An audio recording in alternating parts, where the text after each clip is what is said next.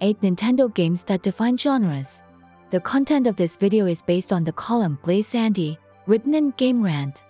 Some Nintendo games ended up ushering a new age and set examples for others to follow, and these are the very best of them.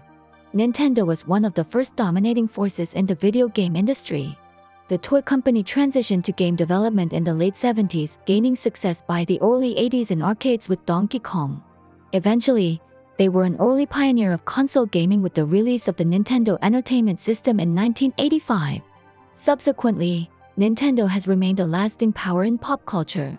Several of their franchises, such as Mario, The Legend of Zelda, and Pokémon have become examples of iconic video game franchises that remain relevant. They've also done their share of influencing game development to come, such as these 8 groundbreaking titles. Super Mario Bros.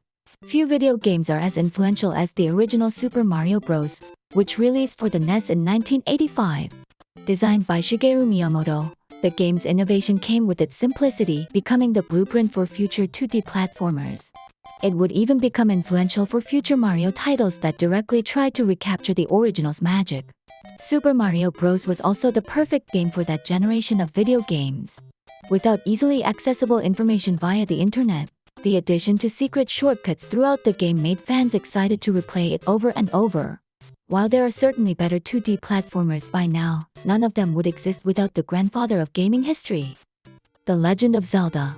A year after the initial release of the NES, Nintendo graced the gaming world with several more titles that would become tentpoles of its brand. One of these was The Legend of Zelda, an adventure game based on Miyamoto's childhood of exploring the woods in Kyoto. However, the game took some of its inspiration from predecessors of top-down games. One of these predecessors was the iconic Atari game Adventure. With much simpler graphics, Adventure contained many similar elements that The Legend of Zelda would expand upon gameplay-wise. Where The Legend of Zelda truly defined the top-down 2D adventure genre would be in its world building, most of which took place in the manual. Super Metroid. It says a lot about how influential a franchise is when you have an entire video game genre named after it. Metroidvania often refers to 2D video games like Metroid or Castlevania, which follow one character navigating a non-linear world. It's particularly become a popular format of indie games like Shovel Knight, Hollow Knight, and Ori and the Blind Forest. One of the best early examples of this from Nintendo was Super Metroid, which released in 1994 for the SNES. With its polished world, complex lore, and escalation of power-ups, Super Metroid is still considered one of the best video games of all time, let alone its own series. Even its depth leaves enough room for speedrunners to test their skills. Super Mario Kart. Super Mario Kart was far from the first racing game. The genre had been prominent ever since the days of arcades, with titles like Super Bug and Pole Position. However, Super Mario Kart was a seminal title of the racing game genre, particularly defining the subgenre of kart racers, like future titles Diddy Kong Racing and Wacky Wheels. A strong trait of kart racers was containing a cast of characters, each with varying speed and weight levels. For Super Mario Kart and future franchise titles, these slots would be taken up by recognizable characters from the Mario series. Nevertheless, it would certainly become influential for character-based racing games to come after 1992. Super Mario 64. Leave it to Nintendo to let the Mario franchise make all the innovations in gaming. Released alongside the highly anticipated Nintendo 64, Super Mario 64 was an ambitious step forward for Nintendo in 1996. The gameplay would theoretically combine the staples of the Mario franchise with the new innovative mechanics of 3D platforming. Few video games made as big an impact on 3D platforming, or gaming in general, as Super Mario 64. Rather than limit players to linear levels, Mario would be able to navigate a large, open arena with the freedom to accomplish goals at their own pace. This free-roaming model would later be copied by games like Banjo-Kazooie and Spyro. The Legend of Zelda: Ocarina of Time. Alongside Mario, The Legend of Zelda was the other Nintendo franchise given the privilege of advancing 3D gaming.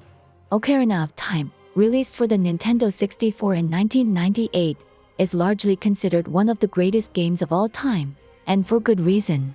It pioneered many qualities of future 3D action-adventure games, especially with its combat mechanics. In order to adapt Zelda from 2D to 3D, the developers of Ocarina of Time centered its gameplay on a target lock mechanic. This placed player focus on the action-oriented elements of the game rather than platforming, which would be done automatically. The openness of Ocarina's world would also influence open-world games in the future.